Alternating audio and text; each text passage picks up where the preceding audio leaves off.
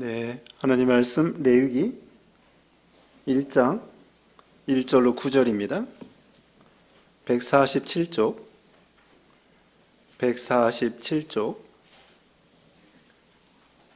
레위기 1장 1절 말씀. 여호와께서 회막에서 모세를 부르시고 그에게 말씀하여 이르시되 이스라엘 자손에게 말하여 이르라. 너희 중에 누구든지 여호와께 예물을 드리려거든 가축 중에서 소나 양으로 예물을 드릴지니라.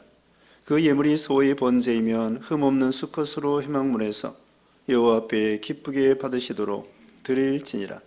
그는 번제물의 머리에 안수할지니 그를 위하여 기쁘게 받으심이 되어 그를 위하여 속죄가 될 것이라.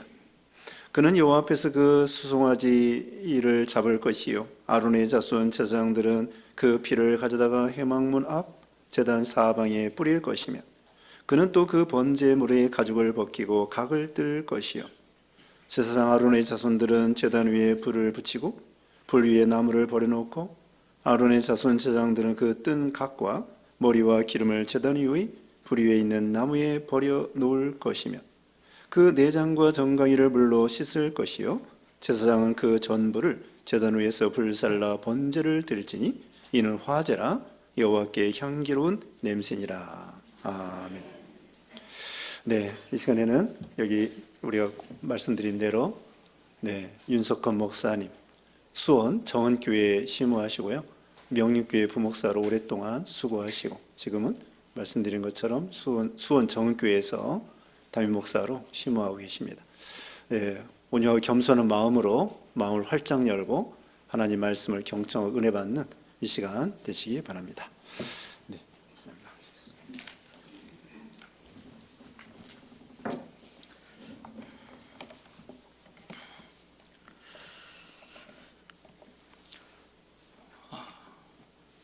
작년 12월 중순에 우리 박항우 목사님을 통해서 설교 요청을 받고 저의 가장 먼저 된 고민은 어떤 본문으로 여러분에게 설교할 것인가였습니다. 두 가지 기준이 있었는데요. 첫 번째는 부흥사경의 취지에 맞아야 했으며 두 번째는 올해 가락동부교회 표어에 부합했으면 하는 그런 바람이 들었습니다. 여러분, 우리 가락동부교회 표어가 뭔지 아십니까? 아마 오늘 예배 끝나면 여러분들 이렇게 반응하지 않을 거예요. 오늘 올해 가락동부교회 표어가 제가 1월 달에 홈페이지를 통해서 확인했습니다. 화평하게 하라. 지금 제 마음은 어떤가 하면요, 아주 소박합니다. 오늘 두 번의 설교를 통해서 여러분이 신앙을 회복하고 하나님과 좀 더 화평했으면 하는 바람은 있지만 사실 제 능력이 부족합니다. 그래서 제 바람은 어딘가 여러분이 많이 부흥하지 못하고 또 여러분이 하나님과 더 많이 화평하지 못한다 할지라도 제 설교를 통해서 앞으로 여러분이 하나님과 화평해지고 또 하나님 앞에서 참된 신앙의 회복, 부흥이 일어날 수 있는 그러한 방법을 여러분들이 잘 배웠으면 그런 바람으로 이 자리에 섰습니다. 그럼 먼저 성경이 말씀하는 부흥 그리고 화평이 무엇인가 잠깐 살펴보도록 하겠습니다. 여러분, 성경에 부흥이라는 단어가 나올까요? 나오지 않을까요? 네, 나옵니다. 딱 한 번 하박국 3장 2절에 나옵니다. 우리가 부흥사역을 하는데 성경이 말하는 부흥이 뭔지를 모르고서는 의미가 없을 거예요. 성경이 말씀하는 부흥은 무엇인가? 재정적인 건강함 혹은 교인들의 수가 증가하는 그런 의미의 부흥을 말하지 않습니다. 한자를 보면은요, 부유할 부자를 사용하지 않고 다시 부에 일으킬 흥자를 사용하는 것을 볼 수 있습니다. 그러니까 성경이 말하는 부흥은 무엇인가? 하나님 앞에서 내 신앙이 다시 일으켜지는 것, 내 신앙이 회복되는 것, 여러분의 영혼이 소송함을 얻는 것, 이게 바로 성경이 말씀하는 부흥이에요. 코로나 이전의 신앙으로 돌아가는 것일 수도 있고요. 혹은 여러분이 처음 예수를 믿었을 때 그 처음 신앙, 처음 사랑을 회복하는 것일 수도 있고요. 아니면 여러분 개개인이 내가 이때가 신앙이 정말 좋았어 하는 그 순간으로, 그 수준으로 돌아가거나 아니면 그 이상으로 여러분의 신앙이 더 진보하는 것, 이것이 바로 성경이 말씀하는 참된 부흥을 말합니다. 따라서 이 부흥은요, 두 가지 면에서 진행되는 걸 우리가 확인할 수 있습니다. 첫 번째는 무엇인가? 하나님과의 관계 속에서 내 신앙이 회복하는 것. 그리고 그 다음은 사람 사이의 관계 속에서 내 신앙이 회복돼서 신앙 인격으로 성도를 서로 간에 대하는 것. 이것이 바로 참된 부흥인 것입니다. 중요한 것은요, 둘 다 회복돼야 돼요. 둘 다 같이 가는 겁니다. 왜 그렇습니까? 우리 그리스도의 사람은 하나님을 기쁘시게 뿐만 아니라 사람 앞에서도 무엇을 받습니까? 칭찬을 듣는 사람이기 때문인 거예요. 따라서 참된 부흥은 하나님 앞에서 혹은 사람 앞에서 둘 다 신앙을 회복하는 것이다. 이것을 꼭 기억하시기 바랍니다. 개인적인 부흥이 그렇다고 한다면 교회적인 부흥도 마찬가지예요. 가락동부교회가 부흥하는 것은 가락교회에 속한 모든 성도들이 신앙이 회복되는 거, 소송함 얻는 거, 이게 부흥일 것입니다. 이번에는 화평에 대해서 잠깐 살펴보겠습니다. 화평은 무엇인가? 하나님의 진노를 피할 수 없는 모든 죄인, 이 죄인에게는요, 죄의 문제를 근본적으로 해결해야만이 하나님과 화평할 수 있습니다. 다른 종교에서도요, 일시적으로 평안함을 누리긴 해요. 수행을 하거나 고행을 통해서 평안함을 누리긴 합니다. 그런데 그 종교에서는요, 근본적인 죄의 문제를 해결할 수 없기 때문에 영원한 화평을 얻을 수가 없습니다. 그런데 우리는 어떻습니까? 예수님께서 오셔서 우리의 죄의 문제를 단번에 십자가에서 완전하게 그리고 영원히 해결해 주신 거예요. 그 결과 우리는 하나님과 원수되었던 관계가 이제는 변화되어서 하나님과 사랑하는 하나님의 자녀가 된 것입니다. 그런데 문제는 무엇입니까? 우리가 예수님의 자녀가 된 이유, 하나님의 자녀가 된 이후에, 그리스도인이 된 이후에 계속해서 하나님과 화평한 관계를 누리고 있는가 하는 점이죠. 여러분은 하나님과 화평하십니까?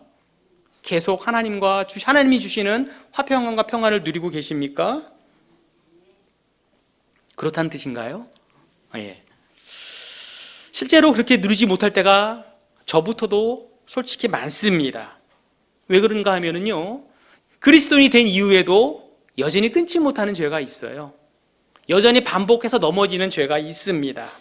또 세상에 살 때는요, 믿지 않는 사람들처럼 세상이 주는 물질과 명예, 이런 것으로 내가 행복하게 살 줄로 생각하며 사는 모습을 보일 때가 많이 있기 때문입니다. 물론 주일날 예배를 드리죠.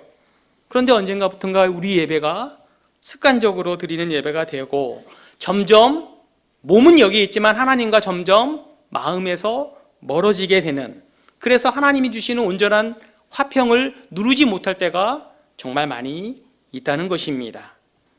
그것뿐입니까? 교회 안에 있지만 사람들과의 관계 속에서도 우리는 화평을 누리지 못할 때가 많습니다. 교회 안에 나와 좀 불편한 사람이 생길 수도 있고요. 갈등하고 반목하다가 교회가 이당 저당 서로 갈라지고 싸우게 되는 경우가 많이 발생합니다. 따라서 화평하는 것도 마찬가지예요. 하나님과의 관계 속에서 내가 화평하는 것도 필요하고요. 동시에 성도 사이에, 지체 사이에 화평하는 것도 필요한 것입니다. 지금 두 개 살펴봤어요. 부흥도 하나님과의 관계 속에서 내가 신앙을 회복해야 하고, 성도와의 관계 속에서 신앙을 회복하는 게 필요하고, 마찬가지로 화평하게 하는 것도 하나님과 화평해야 할 뿐만 아니라 성도 사이에도 화평해야 합니다. 이것이 성경이 가르치는 신앙의 가장 근본적인 원칙이에요. 둘 중에 하나만 잘하는 거 의미 없습니다. 하나님 앞에서 아무리 잘한들 사람 앞에서 잘못하면 하나님이 인정하지 않으시고요. 보이는 사람을 사랑하지 않으면서 보이지 않는 하나님을 사랑할 수 없다고 성경은 우리에게 말씀합니다. 우리가 지난 2학기 때, 작년 2학기 때 히브리서 배우지 않았습니까? 12장 14절에 뭐라고 말씀하세요? 모든 사람과 더불어 화평함과 거룩함을 따르라. 이것이 없이는 아무도 주를 보지 못하리라. 같은 말씀이죠. 모든 사람과 더불어 화평함을 따르라. 인간관계에서 화평함을 추구해야 할 것을 얘기하고요. 거룩함을 따르라. 누구와의 관계입니까? 하나님과의 관계 속에서 내가 거룩해야 된다는 거예요. 얼마나 심각하면요, 이게 없이는 아무도 주를 보지 못한다고 말씀하고 있는 것입니다. 따라서 교회가 부흥하려면, 그리고 우리가 하나님과 화평하려면 어떻게 해야 되는가? 둘 다 돼야 돼요. 하나님 앞에서, 사람 앞에서 우리 각자의 신앙이 회복되는 것처럼 화평도 하나님 앞에서, 사람 앞에서 모두 화평해야 하는 것입니다. 그런데요, 이 둘을 자세히 비교해 보면, 자세히 연구해 보면 두 개가 서로 연결되어 있다는 것을 우리는 확인할 수 있습니다. 왜 그런가 하면요, 하나님 앞에서 내가 신앙을 회복하면 하나님이 어떠시겠습니까? 마음이 기쁘시겠죠. 믿음이 없이는 기쁘시게 하지 못하나니. 그러니까 우리가 신앙을 회복하면, 믿음을 회복하면 하나님이 기뻐하세요. 기뻐하시면 하나님과 우리의 관계가 어떻게 되겠습니까? 화평하게 되는 거예요, 저절로. 반대로 우리가 하나님 앞에서 신앙을 회복하지 않은 채로 하나님과 화평할 수 있겠습니까? 네, 없어요. 그건 맞지 않습니다. 성경 원리에. 사람 관계에서도 마찬가지입니다. 신앙을 회복할 때 성도 사이에 신앙으로 온유하게 대하고 사랑으로 대하고 용서함으로 대할 수 있는 것이고, 그렇게 대할 때 성도와도 화평하게 지낼 수 있는 것입니다. 다 연결되어 있다는 거죠. 그러므로 참된 부흥을 하는 거, 참된 부흥이 뭐라고 그랬습니까? 하나님 앞에서 무엇을 회복하는 거예요? 신앙을 회복하는 거. 참된 부흥을 하고 참된 신앙을 우리가 회복하는 거, 이것이 바로 화평함을 누리는 되는 것이고요. 화평함을 누리기 위해서 우리는 먼저 신앙을 회복해야만 하는 것입니까? 이해되십니까? 예, 조금 지루하죠? 예. 중요합니다. 신앙의 원리라서. 그러므로 우리가 지금 부흥 사경회를 시작하는 어제부터 했는데요. 부흥 사경회를 우리가 하면서 그냥 말로만 부흥합시다, 화평합시다 라고 외치는 것에 머문다면 아무 효과가 없어요. 아무 효과가 없는 것입니다. 우리의 목표는요, 실제로 우리의 신앙이 이전보다 조금 더 회복하고 영적으로 부흥하며 하나님과 화평하는 그러한 관계를 이루는 것, 이것이 바로 저와 여러분이 해야 할 것입니다. 오늘 오전 예배 시간에는 하나님과의 관계 속에서 화평하는 방법, 부흥하는 법을 살펴볼 것이고요. 오후 예배 시간에 사람 사이에서 화평하고 부흥하는 방법을 말씀을 나누도록 하겠습니다. 그러면 좀 중요한 내용 들어갑니다. 어떻게 해야 하나님 앞에서 우리의 신앙이 회복하고 부흥하고 사람과 하나님 앞에서 우리가 화평할 수 있는가? 어떻게 할 수 있겠습니까? 여러분의 수고와 노력과 열심만으로 가능하다고 생각하십니까? 그렇게 될 수가 없어요. 만약에 우리가 열심히 해서 하나님과 화평할 수 있는 관계를 맺을 수 있었다면 예수님이 굳이 이 땅에 오셔서 우리를 위하여 십자가에 죽으실 필요가 없었을 것입니다. 그죠? 주님이 오셔서 하나님과 우리 사이에 막힌 담을 허시고 화목하게 해 주신 거예요. 따라서 우리의 신앙이 회복되는 거, 또 우리가 화평하는 거, 하나님 앞 화평하는 거 우리 힘으로 되는 것이 아니라 하나님의 은혜를 주셔야만 가능한 것입니다. 그런데 하나님의 은혜를 어떻게 주시는가? 하나님이 주시는 은혜의 방편이 있어요. 기도도 있고 말씀도 있습니다. 그런데 제일 기본적이고 공식적이고 제일 중요한 방편은 무엇인가? 하나님께 예배를 통해서 우리의 신앙이 회복되는 것이고 하나님과 화평함을 누릴 수 있게 되는 것입니다. 예배를 통해서 하나님을 만나야 되고요. 예배를 통해서 하나님 앞에 내 더러운 것을 속함을 받아야 되고요. 예배를 통해서 하나님이 내게 주시는 음성을 듣고 우리가 힘을 얻고 회복할 수 있는 것입니다. 그렇게 되면 저절로 화평하게 되는 거예요. 그러면 이런 질문을 할 수 있습니다. 저 지금까지 예배 한 번도 빠지지 않았습니다. 오전 예배, 오후 예배, 새벽 예배, 수요 예배, 또 사경에 어제 예배 다 드렸어요 라고 말할 수 있어요. 그런데요, 우리가 알아야 될 게 있습니다. 우리가 아무리 예배를 빠짐없이 수없이 많이 들었다 한들 과연 하나님께서 우리 예배를 과연 기쁘게 받아주셨는가 받지 않았는가, 이것은 별개의 문제라는 사실입니다. 이게 중요하고 이걸 점검해야 돼요. 우리가 정말 하나님이 기쁘시게 받으실 만한 예배를 드렸어야만이 우리의 신앙이 회복될 수 있는 것이고요, 하나님이 은혜 주셔서 하나님과 화평하게 될 수 있는 것입니다. 그게 없다면, 하나님을 기쁘시게 하는 예배를 드리지 못했다면 우리는 신앙 회복도 되지 않고요, 화평하지도 않고요, 아무 소용도 없는 것입니다. 그러면 어떻게 예배를 해야 정말 하나님 앞에서 신앙이 회복되고 하나님과 화평할 수 있을까? 은혜를 받으려면요, 하나님께서 우리에게 정해주신 규례대로, 예배의 원리대로 하나님이 기쁘시게 받을 만한 예배를 드려야 할 때 우리는 회복할 수 있고 하나님과 화평할 수 있는 거예요. 그러면 어디에 나옵니까? 어떻게 하나님과 화평할 수 있고 어떻게 해야 하나님 앞에 신앙이 회복할 수 있습니까? 제가 정한 본문은요, 레위기 1장에 나온 번제입니다.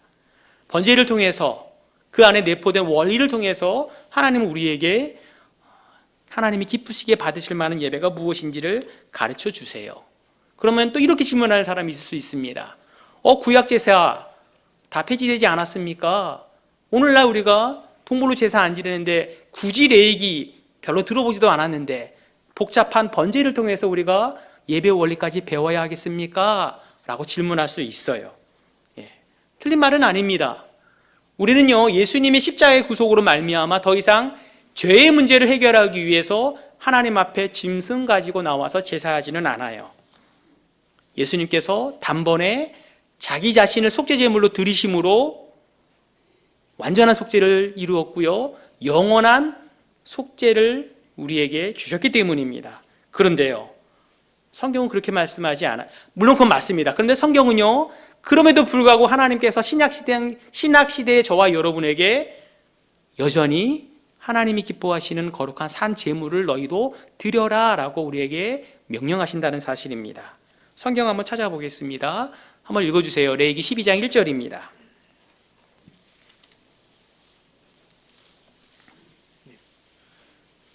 여호와께서 모세에게 말씀하여 이르시되 이스라엘 자손에게 말하여 이르라. 여인이 임신하여 남자를 낳으면 죄송합니다. 제가 잘못 말했는데 로마서 12장 1절입니다. 죄송합니다. 그러므로 형제들아, 내가 하나님의 모든 자비하심으로 너희를 권하노니 너희 몸을 하나님이 기뻐하시는 거룩한 산제물로 드리라. 이는 너희가 드릴 영적 예배니라. 이 말씀은 형제들아, 로마에 있는 교회 성도들에게 사도 바울이 기록한 편지입니다. 뭐라고 합니까? 너희 몸을 하나님이 기뻐하시는 거룩한 산 제물로 드려라.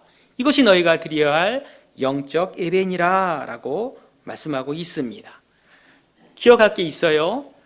죄의 문제를 해결하기 위해서, 속죄하기 위해서 우리는 더 이상 예물을 드리지 않아요. 그죠? 예수님께서 완전한 속죄를 이뤘기 때문에. 그런데 여전히 하나님은 우리에게 너희 몸을 거룩한 산 제물로 바치라 라고 하나님께서 명령하십니다.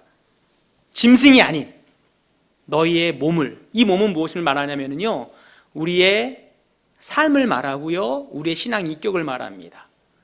그러니까 너희의 신앙 인격을 통해서, 너희의 삶을 통해서, 너희 일상생활을 통해서 너희 자신을 하나님이 기뻐하시는 산 제물로 바치라. 이것이 너희가 드려야 할 영적인 예배다라고 말씀하고 있는 거예요.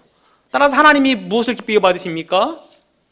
우리의 몸을 하나님이 기뻐 받으시는 예물로 드릴 때 하나님께서 우리 예배를 받으시는 거예요. 우리가 영적 예배자가 되어야만이 하나님께서 우리 예배를 받으신다는 것입니다. 이것이 신약시대 저에게 주신 명령이에요. 따라서 우리가 어떻게 하나님 앞에 날마다 우리의 삶을 거룩한 살제물로 드릴까? 이게 중요하겠죠. 어떻게 드릴까요? 신령과 진정 있습니다. 그런데요, 거룩한 산 제물로 드리라고 말씀하지 않았습니까? 이 말씀을 근거해서 우리는 레위기 말씀을 통해서 하나님께서 받으시는 거룩한 산제물이 무엇이었는가, 그걸 통해서 우리의 예배의 원리를 찾을 수 있는 것입니다. 결국은 똑같아요. 구약시대나 신약시대나 하나님이 기쁘시게 받으시는 제사, 하나님이 기쁘시게 받으시는 예배의 원리는 동일합니다. 만약 저와 여러분이 계속 예배를 드렸는데 하나님이 지금까지 우리 예배를 기뻐 받으시지 않은 것 같고, 우리의 신앙이 성장하지 않는 것 같고, 내 마음이 화평하지 않는다고 한다면 이유는 무엇입니까? 하나님이 주신 예배, 기쁘게 받으시는 예배의 원리에 맞게 우리가 예배를 드리지 않았기 때문에 하나님께서 받지 않았다고 우리는 해석할 수 있습니다. 따라서 참된 예배자가 되기 위해서 1장에 나온 번제의 원리를 우리는 살펴봐야 합니다. 여기에 근거하여 오늘 말씀의 제목이에요. 제목이 이제 나옵니다. 제목은 무엇인가? 번제를 통해 참된 예배자가 되자. 번제를 통해 참된 예배자가 되자. 예배자가 되는 이유가 뭐였습니까? 하나님과의 관계 속에서 내가 신앙을 회복하기 위해서, 부흥하기 위해서, 하나님과 화평하기 위해서 하나님이 주신 예배의 방편으로 우리는 할 수 있는데, 그 예배를 어떻게 드려야 하는가? 번제의 원리에서 찾아야 된다는 그런 말씀입니다. 그러면 이제 번제를 배울 텐데요, 간단하게 번제의 기본적인 내용을 살펴보고 번제의 세부 규례를 속에서 예배 원리를 한번 발견해 보겠습니다. 레위기에는요 총 5가지 제사가 나옵니다. 1장부터 해서요, 1장에 소제가 나오고요, 1장에 번제가 나오고요, 2장에 소제가 나오고요, 3장에 화목제가 나오고요, 7장까지 나머지는 속죄제와 속건제가 나옵니다.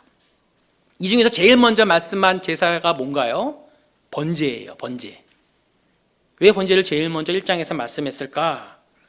우리는 이것을 통해서 번제가 가장 기본적인 제사이고 가장 중요한 제사라는 것을 우리는 알 수 있습니다. 그럼 번제는 뭔가? 태워드리는 제사예요. 불태워드리는 제사입니다. 하나님께 번제물을 바칠 때 그것을 불에 태워서 그 연기가 하늘 위로 올라가고 하나님이 그 연기를 흠양하시는 거예요. 재미있게도 히브리어로 번제를요 올라라고 부릅니다. 실제로 그 의미는 올라가는 제사예요. 잊지 않으시겠죠? 번제의 특징은요, 전체를 하나님 앞에 다 바치는 겁니다. 다른 제사, 소제나 화목제 같은 경우에는 제사를 바칠 때 그 번제물의 일부를 제사를 드리는 사람에게 다시 줬습니다. 그것 가지고 먹을 수 있었어요. 그런데 번제는요 그렇지 않아요. 전체를 다 하나님 앞에 온전히 바치는 제사가 번제였습니다. 그러면 어떻게 번제를 드릴까? 세부 규례를 한번 살펴보겠습니다.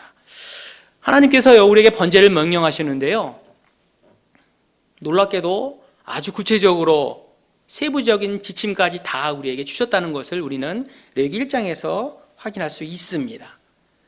어떤 짐승을 하나님께 바쳐야 되는가도 나와 있고요, 예물을 드리는 예배자, 이 사람은 그 과정에서 무엇을 해야 하는가도 나와 있고요, 그때 제사장은 어떤 일을 해야 되는지도 상세하게 지시하셨습니다. 상세하게 지시했다는 것은요, 각각의 순서와 가정의 행위에 깊은 의미가 담겼다는 것을 우리에게 보여줍니다. 우리는 이런 걸 별로 중요하게 생각하지 않아요, 오늘날. 그래서 별로 예배의 형식 같은 부분에 있어서 우리는 별로 고민하지 않고 생각하지 않은 경향이 있습니다. 단적인 예 하나만 들어보면은요, 헌금을 드리는 모습만 봐도 우리는 별로 그냥 드리면 되지 않아? 라고 생각하는 경향이 있습니다. 어떤 때는요, 헌금을 미리 정성스럽게 준비하지 않고 교회에 와서 헌금함 앞에 지나갈 때 그냥 지갑 열고 뚝 넣을 때 있지 않습니까? 코로나의 영향인지 몰라도 온라인으로 정기적으로 헌금을 이체하는 경우도 있습니다. 나쁘다는 건 아니에요. 그러나 의미를 찾아보자는 겁니다. 헌금을 미처 준비하지 못하고 잊고서 그냥 올 때도 있습니다. 그럴 때 어떻게 생각합니까? 깜빡했네. 다음에 헌금하면 되지. 그냥 지나칠 때도 있습니다.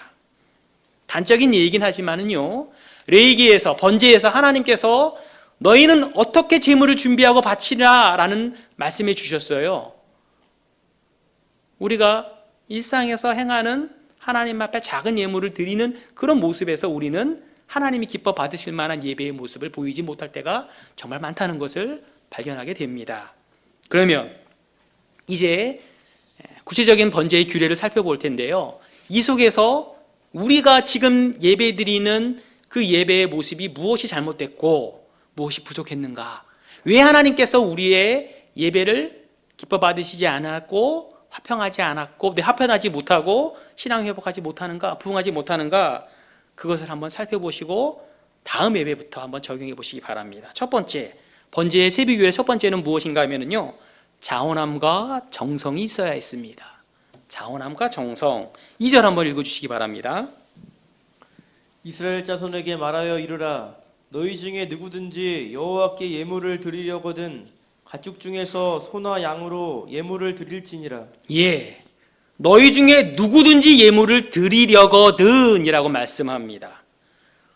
너희 중에 반드시 예물을 드려야 돼, 반드시 예물을 바쳐라 라고 말씀하지 않고요, 너희 중에 누군가 예물을 하나님께 드리려고 한다면 이라고 말씀하고 있어요. 이 말은 무슨 뜻입니까?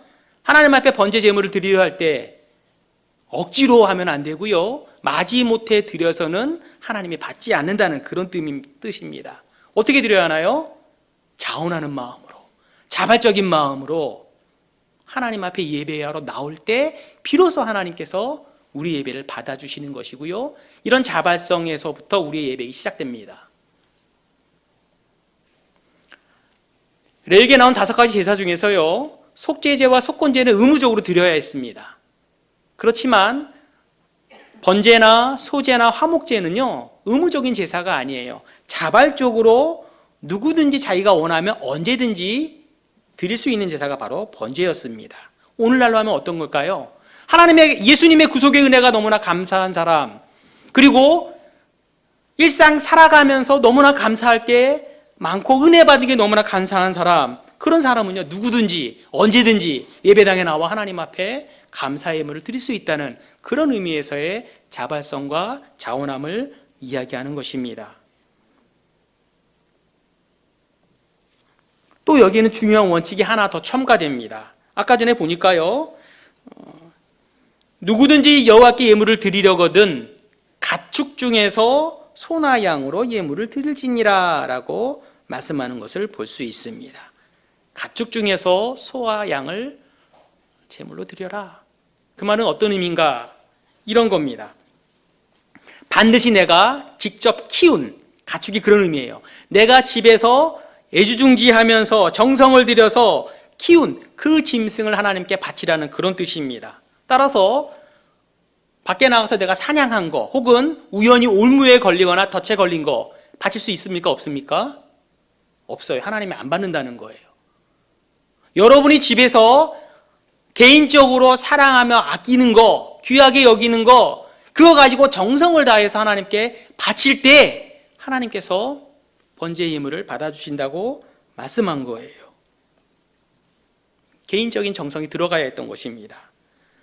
하나님께서 왜 오늘 우리의 예배를 받지 않으시고 우리가 왜 신앙이 회복되지 못하는가? 혹시 그 이유가 여기에 있을지 모른다는 것을 우리는 점검해 봐야 합니다. 내 마음이 교회에 나오기는 하는데 자원함이 부족하지 않았는지, 습관적으로 나온 것은 아닌지, 오늘 약속 없으니까 시간 되니까 간만에 한번 나오는 것은 아닌지, 내가 하나님 앞에 드리는 것이 물질뿐만 아니라 시간, 내 정성, 내 마음, 거기에 정말 내 정성이 담겨 있는지 우리는 그것을 돌아봐야 돼요. 오늘 많이 나오셨는데요, 혹시 목사님이 전도사님이나 구역장님 통해서 재촉하지 않았습니까? 그죠? 네. 근데 목사님은 당연한 거예요. 당연히 성도님들을 이렇게 불러서 말씀 듣게 하는 건 당연합니다. 그런데 혹시 여러분 마음속에 지금 예배 드리는 이 순간 나는 자원함으로 나오지 않고 자발적으로 나온 게 아니고 그냥 뭐 어떻게 설교하나 한번 궁금해서, 윤 목사 누굴까 궁금해서 나왔다고 한다면 지금 당장 마음을 고쳐야 됩니다. 자원하는 마음으로, 자발적 마음으로 내가 정성을 다해서 하나님께 지금 예배를 드립니다 라는 마음으로 예배를 드릴 때 하나님이 기뻐하시는 예배가 될 수 있는 것이고요, 조금이라도 여러분의 마음이 신앙이 회복되는 것이고 하나님과 화평해질 수 있는 것입니다. 여러분의 예배에 임하는 마음 자세가 어떤 것인지 한번 점검해 보시기 바라고요. 두 번째는요, 흠없는 제물을 하나님께 바쳐야 했다는 것입니다. 이것은 무엇인가? 우리가 드리는 예물의 가치를 설명하는 거예요. 본문 3절 말씀 한번 읽어주시기 바랍니다. 그 예물이 소의 번제이면 흠없는 수컷으로 회막문에서 여호와 앞에 기쁘게 받으시도록 드릴지니라. 예, 그 예물이 소의 번제이면, 이 말은요, 소를 가지고 하나님 앞에 번제물을 드리는 예배일 경우라는 뜻입니다. 말씀드렸다시피 전체를 바치는 거예요. 그런데 하나 뺏은 게 있습니다. 소의 가죽은 뺐어요. 왜 그런가 하면은요, 냄새가 나기 때문에 뺐습니다. 향기로운 제물이 돼야 되기 때문에 가죽은 빼고요, 소 한 마리 전체를 흠없는 것을 하나님께 바쳐야 됐던 것입니다. 왜 한 마리를 전부를 드려야 됐을까요? 여기도 의미가 있습니다. 내가 하나님 앞에 예배할 때 내 마음이 어떤 마음으로 나야 되는가 하면은요, 나의 전부를 하나님 앞에 헌신하겠습니다. 이런 마음으로 예배하는 것을 하나님이 기뻐하신다는 겁니다. 또 있습니다. 하나님은 어떤 분이 하나님이신가? 내 모든 찬송과 내 모든 영광을 하나님께만 온전히 드린다는 의미에서 전부를 하나님 앞에 제물로 바치는 거예요. 또 있습니다. 내가 하나님 앞에서 은혜를 받고 속죄함을 얻으려면 내 죄가 그만큼 큽니다. 내가 그만큼 하나님 앞에 용서를 받으려면 온전한 예물을 드릴 때 비로소 용서받을 수 있습니다. 이런 마음으로 하나님 앞에 예배하기 위해서, 이걸 가르치기 위해서 하나님은 소 전체를 하나님께 바치라라고 말씀한 거예요. 번제의 의미가 여기에 있습니다. 전부를 하나님 앞에 드리는 제사. 아울러 제물은요, 흠도 없어야 했습니다. 그 말은 어떤 의미인가? 제일 좋은 거, 가장 좋은 것을 하나님 앞에 바치라는 그런 의미예요. 여러분 생각해 보시기 바라요. 지금도 그렇지만 구약시대 이스라엘 백성 가운데 소 한 마리 전체를 하나님 앞에 바칠 수 있는 사람이 과연 얼마나 있을까요? 그렇죠. 당시에 아무나 소 바칠 수 있는 것도 아니었고요. 소고기는요, 부자나 간혹 먹을 수 있는 그런 짐승이었습니다. 그런데 그 소 한 마리를, 그것도 제일 좋은 소, 가장 흠이 없는 소, 이걸 전체를 하나님 앞에 다 태워서 번제로 바치는 모습을 봤을 때 가난한 이스라엘 백성이나 평범한 이스라엘 백성 마음속에 갈등이 생겼을 거예요. 어떤 갈등이 생겼겠습니까? 아깝다. 그죠? 아깝다는 마음이 들었던 것입니다. 그래서 실제로 이스라엘 역사에 보면은요, 그런 경우가 나타나요. 하나님 앞에 번제를 드리는데 대충 드리고 그냥 때우려고 했던 제사를 드렸던 때가 있습니다. 언젠가 하면은요, 말라기 시대가 그랬어요. 그래서 하나님께서 말라기 말씀을 보면은요, 무섭게 책망합니다. 너희가 지금 내게 오는데 저는 거, 병든 거, 그거 가져왔느냐 책망하시고요, 내가 너희 손에서 그걸 과연 받겠느냐? 라고 되묻습니다. 너희가 흠이 있는 것을 가져와서 내게 흠 없는 것을 바치니 내가 너희에게 저주를 내리겠노라 라고 책망하시고 진노하십니다. 하나님은요, 흠 없는 거, 가장 좋은 것을 번제물로 바치기를 우리에게 요구하십니다. 마가복음 14장에 보면은요, 마르다의 동생 마리아가 나옵니다.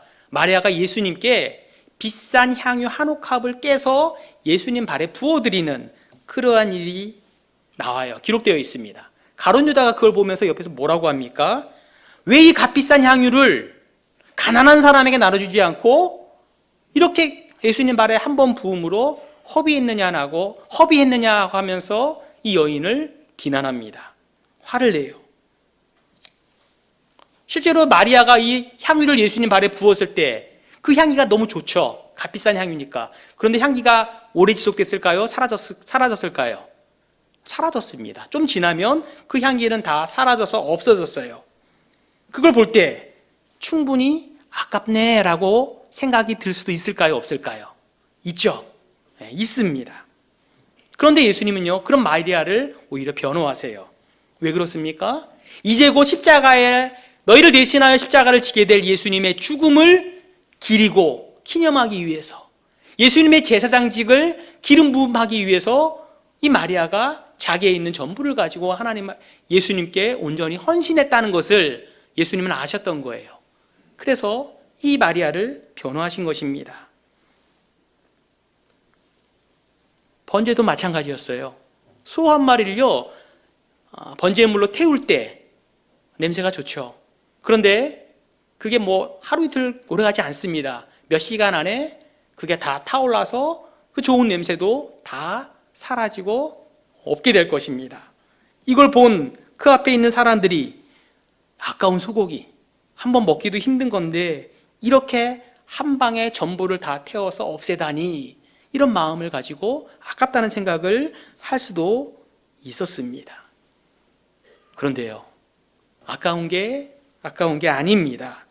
비록 이 번제는 다 드리기 때문에 예배를 드린 사람이 고기 한 점도 가족을 위해서 자기가 먹을 걸 가져가지 못했지만 하나님 앞에 이것을 드림으로, 하나님께서 이것을 흠양하심으로 누구를 인정하시는 겁니까? 예배자를 인정하시는 거예요. 내가 너의 예배를 흠양했다. 다 받았다. 내가 너의 죄를 속죄했다.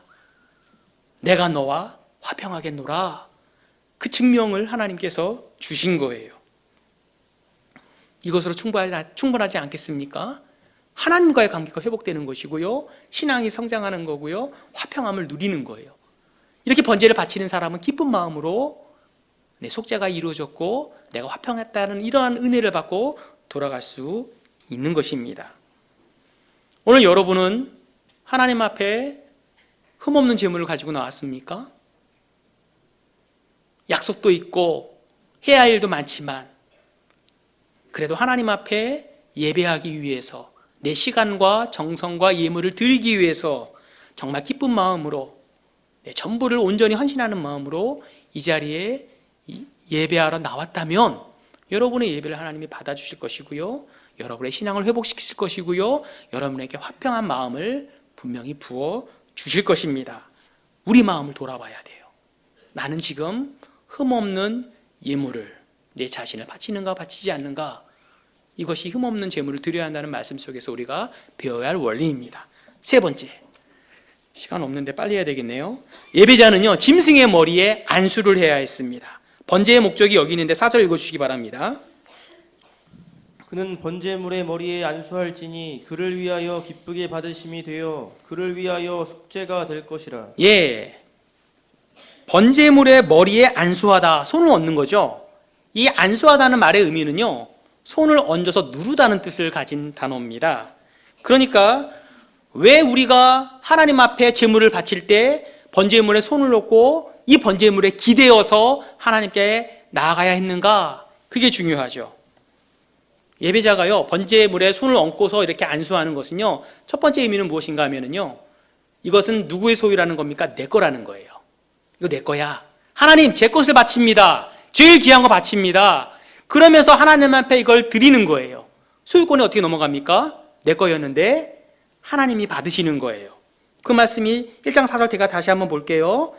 그는 번제물의 머리에 안수할지니 그를 위하여, 그가 누굴까요? 예배자예요. 예배하는 사람을 위하여 기쁘게 받으심이 되어, 누가 기쁘게 받습니까? 하나님이 받는 거예요. 그러니까 안수함으로 내 소유를 하나님께 기쁘게 드립니다. 하나님 기쁘게 받아주세요 라고 안수할 때 하나님께 소유가 넘어갑니다. 그 과정 속에서 무엇이 일어나는가? 내 죄가 속죄가 되는 거예요. 그래서 마지막 절에 뭐라고 합니까? 그를 위하여 기쁘게 받으심이 되어 그를 위하여, 예배하는 나를 위하여 속죄가 될 것이라 라고 말씀하는 거예요. 여러분, 이런 마음으로 나와야 됩니다. 번제의 목적이 여기 있는 거예요. 번제의 목적은 무엇에 있습니까? 그 사람을 위한 속죄에 있는 거예요. 하나님 앞에 내 죄를 속하기 위해서, 죄가 있으면 하나님의 진노를 멈출 수 없습니다. 하나님의 진노를 멈추기 위해서 내 안에 있는 더러운 죄를 제거하는 과정, 이것이 안수에 포함된 의미예요.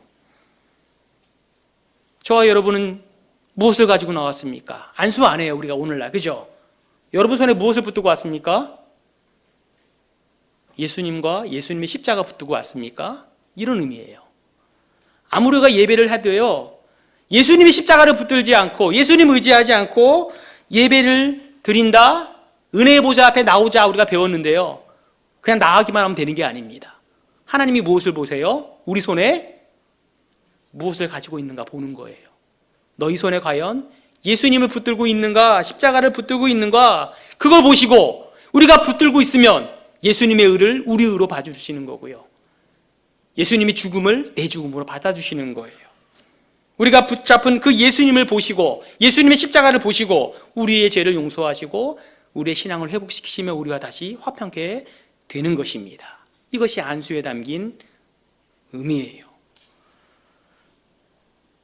예배당에 나와서 자원하는 마음으로 정성껏 나왔습니다. 또 흠없는 재물을 가지고 나왔어요. 그런데 그 다음에 무엇이 있어야 하는가? 예수님과 예수님의 십자가를 우리 손에 붙드는 과정이 필요합니다. 이게 있어야 하나님이 받으세요. 네 번째, 예배자는 짐승을 직접 도살해야만 했습니다. 5절 제가 볼게요. 그는 여호와 앞에서 그 숫송아지를 잡을 것이요. 누가 잡습니까? 예배자. 제사장이 잡는 게 아니에요. 누가 잡습니까? 여러분이 만약에 지금 제사하러 왔어요. 그러면 짐승을 제가 잡습니까? 여러분이 잡습니까? 저보고 잡아달라고 하는데 제가 잡아주면 안 돼요. 하나님께서 누가 잡으라고 합니까? 예배자가 잡으라고 말씀하고 있는 거예요. 잡는다는 것은요, 도살을 말합니다. 번제물을 바치는 사람이, 번제물을 가져온 주인이 직접 안수한 후에 그 숫송아지를 죽이는 거예요. 칼로 목을 찔러서 피를 흘려서 도살합니다. 그때 제사장은 옆에서 무엇을 하는가? 대야를 준비하고 있는 거예요. 그래서 여러분이 칼로 찌르면 제사장은 그 피가 한 거룩한 피이기 때문에 그 피를 제사에 받아요. 대야에 받아요. 받은 다음에 피가 다 쏟아진 그 피를 가지고 어떻게 합니까? 제단에 가서 뿌리는 거예요. 뿌리는 건 누가 합니까? 이건 제사장이 하는 거예요. 어떤 게 더 힘들까요? 잡는 거 힘들죠. 잡는 게 비교할 수 없을 정도로 더 힘들다는 것을 알 수 있습니다. 그러면 왜 피를 하는가? 왜 피를 뿌리는가? 이 의미도 우리는 알아야 됩니다. 레위기 17장 보면은요, 피 먹는 거 우리 교단 금지하죠. 여러분, 죄의 삭시 뭡니까? 사망이죠. 그 말은 무슨가 하면은요, 죄를 갚으려면 무엇이 필요하다는 거예요? 생명과 죽음이 필요하다는 그런 의미입니다.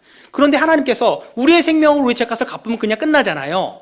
그렇기 때문에 하나님께서 우리를 어떻게, 우리가 생명을 유지하면서 죄를 속죄할 수 있는 길을 열어주시기 위해서 하나님 주신 게 무엇인가? 바로 동물의 피입니다. 레위기 17장 11절 제가 읽어볼게요. 혹시 화면에 나옵니까? 예, 보겠습니다. 육체의 생명은 피에 있음이라. 내가, 하나님이에요. 내가 이 피를 너에게 주어 제단에 뿌려 너희 생명을 위하여 속죄하게 하였나니. 하나님께서 이 피를 너에게 준 것은 이것을 제단에 뿌려서 너희 죄를 속죄하기 위함이야 라고 말씀하신 거예요. 생명이 피에 있으므로 피가 죄를 속하느니라. 우리가 죄를 계속 짓잖아요. 그 죄를 속하기 위해서 하나님께서 주신 방편이 무엇인가? 동물의 피를 너의 생명으로 대신해서 하나님 앞에 바쳐라. 그러면 내가 너희를 속죄하겠다라고 하나님께서 길을 열어주신 것입니다. 당시에는요, 이 피는 누구를 상징했을까요? 장차 오셔서 우리를 위해 십자가에 피를 흘리실 예수님의 보혈을 상징했어요. 그리고 실제로 2000년 전 예수님이 오셔서 십자가에 흘린 보혈로 우리의 죄를 다 씻어주셨고 완전하고 영원한 속죄를 우리는 받은 겁니다. 따라서 우리가 지금 짐승피를 가지고 있진 않아요. 가지고 오진 않습니다. 그렇지만 무엇을 생각해야 되나요? 예수님의 보혈을 생각해요. 십자가 생각하고 십자가를 흘리신 보혈도 생각해야 합니다. 이 보혈의 공로를 의지하여 내가 속죄함을 받았습니다. 그런 마음으로 예배를 드려야 하나님이 받으시는 거예요. 이렇게 예배자가 짐승을 죽일 때 제사장은 피를 이렇게 받아가지고 제단에 뿌렸어요. 그러면 제단에 뿌렸다는 거는 짐승의 피가 다 빠졌다는 거죠. 그죠? 다 받아서 뿌린 거예요. 그때 예배를 드리러 온 사람은 뭘 할까요? 할 게 있습니다. 5번째, 예배자는 무엇을 하는가? 짐승의 가죽을 벗기고요, 각을 뜨고요, 내장을 씻어야 합니다. 6절 한번 읽어주시기 바랍니다. 그는 또 그 번제물의 가죽을 벗기고 각을 뜰 것이요. 예, 가죽을 벗기는 이유는 그걸 태워드릴 때 냄새가 나서 그런 거예요. 또 가죽이 있으면 잘 타지 않습니다. 하나님 앞에 향기로운 제물을 원활하게 드리기 위해서 가죽을 벗긴 것이고요. 각을 뜬다는 건 뭡니까? 토막 내는 거예요. 탁탁 잘라놓는 겁니다. 왜 자를까요? 번제물이 어떻게 타기 위해서? 잘 타기 위해서. 하나님 앞에 잘 타서 하나님 앞에 예물을 드리기 위해서 이렇게 번제물에 각을 뜬 것입니다. 이렇게 각을 떠요. 예배하러 온 여러분이 각을 뜹니다. 그러면 제사장 그때 뭐 할까요? 바쁩니다. 왜냐하면 제사가 계속되니까. 제사장 그때 뭐 하는가? 7절 8절에 나온 내용이 그겁니다. 뭘 하냐면요, 제사장은요 이제 각을 다 뜨고 준비 다 되면 태워야 되잖아요. 그러니까 번제단을 손질해요. 불 피우고요, 나무를 이렇게 차곡차곡 쌓습니다. 골고루 탈 수 있도록. 그리고 이렇게 쌓은 다음에 가만히 보니까 옆에 예배하러 온 사람이 각을 다 떴어요. 그럼 어떻게 할까요? 각 뜬 것을 갖고 와서 번제단에 골고루 놓습니다. 퍼뜨려 놓는 거예요. 지금 제사를, 번제를 지금 거의 다 준비가 돼가고 있습니다. 그런데 그것으로 끝나는 게 아니에요. 여러분은 예배를 드리러 온 사람은요, 각을 다 뜨고 가죽을 벗긴 다음에 제사장이 이걸 다 골고루 불 피우고 나무를 잘 이렇게 손질할 때 마지막으로 해야 할 일이 있습니다. 그게 무엇인가 하면은요, 내장과 정강이를 씻는 거예요. 9절 한번 읽어주시기 바랍니다. 그 내장과 정강이를 물로 씻을 것이요 제사장은 그 전부를 제단 위에서 불살라 번제를 드릴지니 이는 화제라. 예, 여기까지 보겠습니다. 내장과 정강이, 내장이 뭘까요? 내장 안에 뭐가 있겠습니까? 더러운 배설물이 남아있는 거예요. 그러니까 배설물을 깨끗이, 내장을 깨끗이, 이 내장도 하나님 앞에 태워야 드려야 되거든요. 근데 내장 안에 있는 불순물, 그럼 냄새나는 것들, 그런 것들을 다 깨끗이 씻어야 돼요. 누가 씻습니까? 여러분이 씻는 거예요. 예배해야 되는 사람들이 씻는 거예요. 그런데요, 우리 좀 헷갈릴 수 있습니다. 7절, 8절은 제사장들이라고 이렇게 주어가 나와 있는데 9절에는요, 우리 성경에는요, 그 내장과 정강이를 물로 쓰실 것이요 라고 주어가 좀 안 나옵니다. 그런데 영어 성경을 보고 원문 성경을 보면은요, 제단에 나무를 잘 쌓아가지고 불을 지피는 건 제사장들, 복수동사가 나와 있고요, 내장과 정강이를 씻는 건 단수동사입니다. 그러니까 예배하러 온 사람이 내장과 정강이 씻었다는 것을 우리에게 확실히 보여주죠. 이것은 무엇입니까? 오늘날 우리가 예배 드릴 때 우리 안에 있는 더러운 것들을 다 제하고 드려야 된다는 거예요. 무엇을 해야 된다는 말씀입니까? 회개를 해야 된다는 말이에요. 이제 이 과정을 다 마치면 이제 번제를 드리게 됩니다. 제단 위에서 각을 뜨고 깨끗이 씻은 번제물을 불살라서 태워 드려요. 이제 숫송아지, 흠없는 숫송아지 한 마리가 번제의 불에 의해서 다 불살라지고 연기로 변화됩니다. 땅의 제단에서 피어오른 그 연기가 하늘에 거하시는 하나님 앞에 올라가는 거예요. 그리고 하나님께서 향기로운 냄새를 맡으시고 우리에게 그 향기를, 우리를 보시고 그 향기를 흠양하고 받아주시는 거예요. 이렇게 번제가 마치는 겁니다. 이제 마지막 시간이 됐는데 더 하겠습니다. 번제를 통해서 주시는 영적 교육을 살펴보고 마칠게요. 첫 번째는 무엇인가? 누구든지 차별 없이 예배에 참여할 수 있다는 거예요. 이런 질문 충분히 나올 수 있습니다. 구약 시대에 과연 숫송아지를 바칠 수 있는 사람이 몇 명이나 되겠습니까? 그죠? 예. 여러분 바칠 수 있습니까? 매번 주일 때마다 못 바치죠. 예. 저도 못 바쳐요. 누구든지 예물을 바치려거든 하나님께서 자유롭게 언제든지 예배를 드리게 할 수 있도록 길을 열어놓으셨지만 하나님께서 숫송아지만 번제물로 받겠다고 하신다면 번제를 드릴 수 있는 사람보다 드리지 못하는 사람이 더 많겠죠. 부자만 번제를 드릴 수 있었을 것입니다. 그런데요, 하나님은 그렇게 하지 않았어요. 형편에 따라 가난하면 가난한 대로, 부자면 부자대로 하나님께서 번제를 드릴 수 있는 길을 다양한 번제물로 열어주셨다는 것을 우리는 볼 수 있습니다. 제가 레위기 1장에 총 3가지 번제 규례가 나오는데 오늘 살펴보고는 소를 하나님 앞에 번제를 드리는 경우이고요, 10절에는요 양과 염소를 번제로 드릴 때가 나오고요, 14절에는요 비둘기를 번제로 드릴 때 경우가 지금 나오는 것을 볼 수 있습니다. 중요한 건 무엇인가? 하나님께서 새 번제물의 차이를 두셨지만 하나님께서 이 번제물을 받으실 때의 차별을 두면 될까요? 안 될까요? 안 되겠죠? 안 뒀을까요? 뒀을까요? 네, 안 두셨습니다. 가난한 사람은 가난한 대로 정성껏 바치면 하나님이 똑같이 받으셨어요. 그 증거가 무엇인가? 우리가 아까 읽었을 때 하나님 앞에 소를 제물을 바쳤을 때 하나님이 뭐라고 했습니까? 이는 화제라 여호와께 향기로운 냄새라 라고 말씀하지 않습니까? 13절에도 똑같습니다. 양과 염소로 드렸을 때 하나님이 뭐라고 하시는가? 이는 화제라 여호와께 향기로운 냄새라. 17절도 똑같아요. 비둘기로 하나님 앞에 번제를 바쳤을 때 하나님이 이렇게 말씀하십니다. 17절 하반절에 이는 화제라 여호와께 향기로운 냄새니라. 하나님은요, 소를 바치든 양과 염소를 바치든 비둘기를 바치든 다 이 사람이 정성으로만 바친다면 하나님께서 다 기쁘게 받아주셨다는 것을 우리에게 보여주는 거예요. 번제는요, 차별 없는 제사입니다. 하나님께서 속죄에 있어서도 차별이 없다는 것을 우리에게 보여주는 거죠. 여기서 우리는 복음의 원리를 발견합니다. 여러분, 복음에 차별이 있습니까? 없습니까? 하나님의 은은 로마서 3장이 이렇게 말씀하고 있어요. 하나님의 은은 예수 그리스도를 믿음으로 말미암아 모든 사람에게 미치는 하나님의 은이 무엇이 없느니라? 차별이 없느니라. 구약 제사를 통해서 우리는 복음의 원리를 발견하게 됩니다. 누구든지 예물을 드릴 수 있었고요, 정성껏 드리면 하나님께서 다 받아주시고 그 사람의 죄를 다 속해 주셨던 것이에요. 아무리 죄가 많은 사람이라고 할지라도, 아무리 흉악한 사람이라 할지라도, 아무리 봐도 이 사람 아무리 신방하고 아무리 예배에 가도 전도해도 도무지 믿을 것 같지 않은 사람들이 있습니까? 없습니까? 있어요. 교회를 핍박하는 사람이 있어요. 십자가의 한평강도가 그러지 않았습니까? 계속 예수님 핍박하다가 마지막에 바뀌었잖아요. 사도 바울은 어떻습니까? 예수 믿는 사람 다 잡아 가뒀어요. 죽였어요. 예수님이 만나지 않았다면 그는 기독교 역사 가운데 가장 최악의 적그리스도인이 됐을 사람입니다. 그런데 하나님은 그런 사람도 차별하지 않으시고 복음으로 부르십니다. 따라서 복음의 원리가 그렇고 번제의 원리가 그렇다면 교회 안에도 차별이 있으면 됩니까? 안 됩니까? 안 되는 거예요.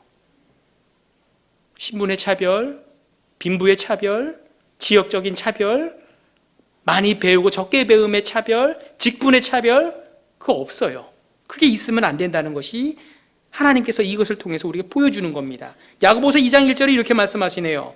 주 예수 그리스도에 대한 믿음을 너희가 가졌으니 사람을 차별하여 대하지 말라.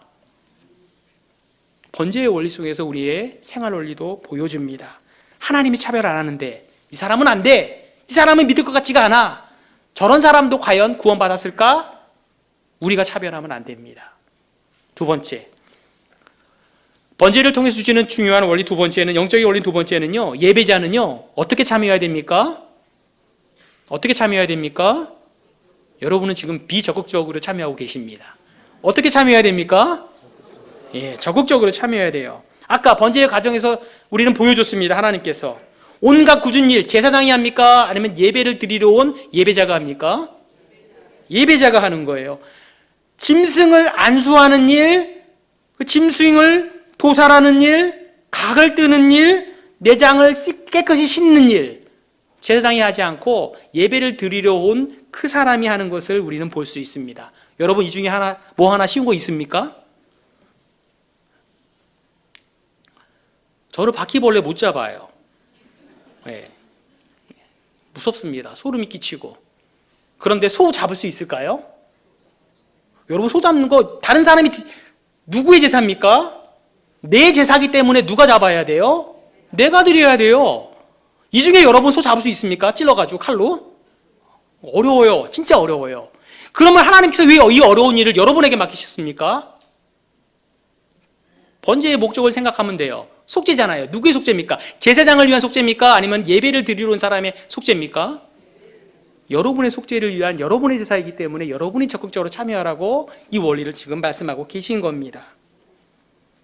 여러분이 적극적으로 제사에 참여하고 죽이고 그것을 각을 뜨고 내장을 깨끗이 씻어 난 다음에 이제 그것이 번제단에 올라가서 훨훨 불타가지고 연기로 변해서 그것이 하늘로 올라갈 때 내가 그 앞에서 목격하는 거예요. 하나님께서 내 예배를 지금 흠양하시는구나. 그로 인해 내 죄가 어떻게 됐습니까? 속죄되었구나. 그로 인해 내가 하나님과 어떻게 됐습니까? 화평해졌구나. 내가 평안함을 누리게 되었구나. 힘든 과정 속에서 여러분이 예배에 적극적으로 참여함으로써 이 예배가 진짜 하나님이 받으시는 나의 예배가 되었구나. 거기까지 갈 때 여러분의 예배를 하나님이 받으시는 거예요. 왜 우리의 예배를 하나님이 받지 않았을까? 우리는 여기서 좀 곰곰이 생각해 봐야 합니다. 오늘날도 똑같아요. 예배 원리도 동일하게 적용됩니다. 여러분이 예배에 적극적으로 참여하는 모습 하나님 기뻐하시에요. 참여해야만 하나님이 여러분의 예배를 받으십니다. 왜 그렇습니까? 여러분이 예배하러 왔기 때문에 그래요. 여러분이 드릴 영적 예배이기 때문에 하나님은 여러분이 적극적으로 참여하기를 원하시는 거예요. 그렇게 할 때 여러분의 마음에 신앙이 회복되는 것이고 하나님과 부흥이 되는 것이고 하나님과의 관계에서 화평을 조금씩 누리게 되는 것입니다. 목사 혼자 설교하는 게 아니에요. 예배는 목자 설교만이 전부가 아닙니다. 제가 설교하니까 젊은 종이 어떻게 설교하나 팔짱 끼고 들으려고 오신 분들도 계실 수 있습니다. 또 예배뿐입니까? 찬양대 있죠. 여기 찬양대 할 때 찬양대가 어떻게 하나 누가 잘하나 라고 감상하듯 팔짱 끼고 한 발 물러서서 예배의 찬송을 들을 수도 있습니다. 혹은 누가 대표기도 할 때 대표기도 길게 하면 어떻게 됩니까? 졸죠. 딴 생각하죠. 안 그런가요? 아멘 합니까? 길면? 짧으면 아멘 해요. 길면 아멘 안 해요. 설교 오늘 길잖아요. 아멘 안 할걸요? 예. 제가 신앙을 좀 약간 조금 분량을 좀 잘못 조절했는데 그래도 사실 더 길었습니다. 줄인 거예요. 예.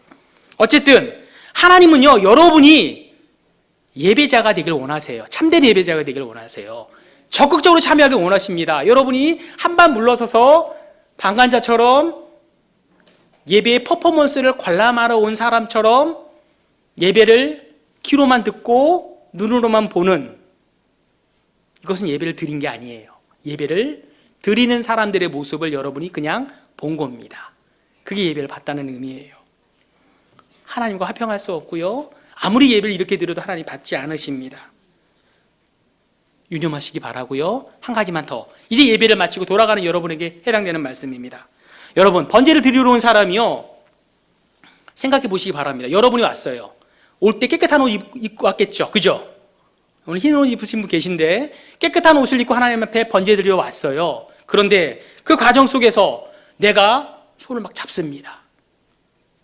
그리고 각을 막 떠요. 너무 액션을 보여주는데 각도 떠요. 배설물 내장도 막 씻습니다. 깨끗하게 씻어야 되니까 물 넣고 막 하겠죠. 지금처럼 이렇게 싱크대가 좋지 않아요. 예, 그냥 담은 물로 씻는 겁니다. 처음 제사 예배하러 온 여러분의 깨끗한 옷이 그대로 유지할까요? 그렇지 않을까요? 뭐가 묻었겠습니까? 머리부터 온몸에 이 새하얀 옷에 무엇이 묻었어요? 피가 묻었어요. 피만 묻었겠습니까? 여기저기 뭐가 묻었겠습니까? 내장에서 씻겨낸 노폐물도, 분비물도 다 묻었겠죠. 보기에만 그렇겠습니까? 냄새는 또 어떻겠는데요? 피가 나면 어떤 냄새가 납니까? 피 비린내 나고요. 내장 씻었으니까 막 묻었으니까, 예, 감당하기 힘든 냄새가 온몸에 가득 배었을 거예요. 이렇게 번제를 드리고 나서 돌아갈 때 누가 봐도 이 사람은 번제를 드렸던 사람이라는 걸 알 수 있을까요? 없을까요? 있죠. 냄새 나지, 온몸은 피 묻어있지, 노폐물 묻어있지, 한눈에 봐도 이 사람은 번제를 드린 사람이다, 아니다. 하나님과 화평한 사람이 됐다, 안 됐다 알 수 있습니까? 없습니까? 알 수 있어요. 오늘날 적용해 볼 때 여러분, 예배하고 지금 점심 먹으러 내려갈 겁니다. 아니면 집에 갈 거예요. 처럼은 여러분이 왔을 때의 모습과 돌아갈 때 여러분의 얼굴 표정, 여러분의 마음가짐, 여러분의 심령 상태가 바뀌어야 돼요? 안 바뀌어야 돼요? 안 바뀌면 여러분은 번제를 드린 게 아닌 거예요. 그러면 여러분은 뭐 갖고 왔습니까? 지금 짐승은 안 갖고 왔잖아요. 하나님은 여러분의 마음을 보십니다. 뭘 갖고 왔습니까? 아까 계속 말했잖아요. 예수님의 보혈, 예수님의 십자가 갖고 왔지 않습니까? 눈에 보이지 않지만 우리 예수님의 피로 은혜의 보좌 앞에 담대히 나온 거 아닌가요? 그러면 여러분의 마음속에 신비에 무엇이 묻어야 돼요? 예수의 피가 묻어야 돼요. 예수의 보혈로 흠뻑 젖어야 됩니다. 또 예수님의 찢긴 살이 여러분에 다 붙어야 되는 거예요. 그게 여러분이 예배를 진짜 적극적으로 하나님이 기쁘시게 받을 만한 예배였다는 것을 보여주는 증거입니다. 그런데 우리 마음이 기뻐야 되고요, 표정도 바뀌어야 되고요, 나가서 사람과 조금 화평해져야 돼, 안 해야 돼요? 화평해져야 돼요. 그런데 어떻습니까? 식당에 내려갔는데 줄을 새치기 하네. 식당이 여기 내가 먹는 자리인데 그런 걸로 좀 시비 붙지 않나요? 인상을 쓰지 않나요? 또 주차 뺄 때 어떻습니까? 내가 진짜 기다렸는데 진작 와서 빼지 않고 막 한참 걸리고 인상 쓰지 않습니까? 주차 봉사하시는 분들 말 잘 안 듣잖아요. 그죠? 예배를 드린 겁니까? 드리지 않는 겁니까? 안 드린 거예요, 그건. 예수의 피가 여러분에 묻었고 하나님과 조금 화평해졌다면 여러분의 마음속에는요, 화평이 오고 다른 사람과의 관계 속에서도 칭찬을 받을 만한 언행이 나와야 되는 것입니다. 이게 예배를 드리는 사람의 모습이고 이게 보여야 참된 예배자가 되는 거예요. 제가 맨 처음에 제가 오늘 설교하는 목적이 되게 소박하다고 말씀드렸어요. 제가 이렇게 한 번, 두 번 설교한다고 해서 저 같은 종에게 하나님께서 특별한 능력을 주셔서 여러분들을 막 한 번에 변화시키거나 화평의 사람은 바뀔 수 없을 거라고 생각합니다. 근데 제가 뭐라고 했습니까? 앞으로라도 점진적으로 좀 화평할 수 있는 신앙이 회복되고 사는 사람과의 관계에서 화평할 수 있는 신앙 인격이 조금씩 나아갈 수 있는 방법을 가르쳐 준다고 말씀드렸어요. 어떻게 해야 되는 것입니까? 여러분이 어떻게 할 때? 적극적으로 예배할 때. 올해 가락동부교회 목표가 화평하게 하라였습니다. 하나님과 화평하는 것은 곧 부흥하는 것이고요. 그 화평하기 위해서 부흥하는 것은, 성경적인 부흥은 내가 하나님 앞에서 신앙을 회복하는 것이다 라고 말씀드렸어요. 하나님이 우리에게 신앙을 회복할 수 있는 가장 기본적이고 가장 중요한 방법은 예배였습니다. 번제를 통해서 주신 예배의 원리에 따라 여러분이, 저가 예배를 드릴 때 우리는 신앙을 회복할 수 있고 화평할 수 있는 그러한 은혜를 누리게 될 것입니다. 제가 설교할 때요, 이 설교를 어떻게 받아야 되겠습니까?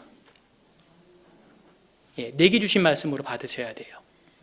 또 대표기도 누가 할 때 여러분은 집중해서 예배, 기도에 집중해야 됩니다. 그리고 마칠 때 어떻게 해야 됩니까? 아멘으로 화답해야 돼요. 또 찬송할 때, 물론 특송을 할 때는 특송을 듣죠. 내가 부르듯이 참여해야 되고요. 또 전체가 부를 때는 찬송을 해야 됩니까? 안 해야 됩니까? 크게 해야 돼요. 보겠습니다.